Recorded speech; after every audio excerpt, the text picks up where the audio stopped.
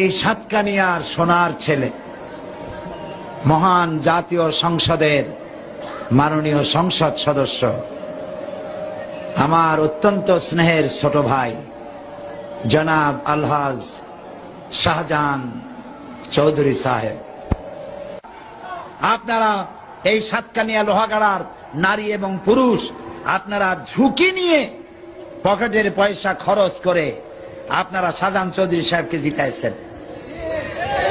মক্কা মদিনায় আমি সাক্ষী, মক্কা মদিনায় সাতকানিয়া চট্টগ্রাম বাসীরা কাবা শরীফ তাওয়াফ করে চোখের পানি ফেলে দোয়া করেছে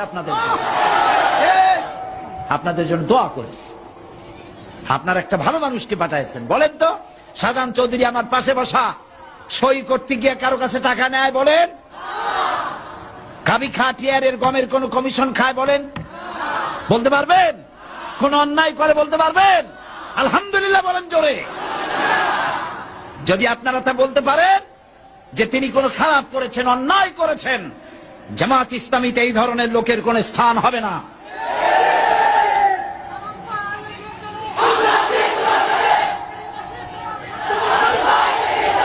আল্লাহর মেহেরবানি, পার্লামেন্টে অত্যন্ত যোগ্যতার সাথে তিনি যখন কথা বলেন, স্পিকার সহ, প্রধানমন্ত্রী সহ পার্লামেন্টের সংসদ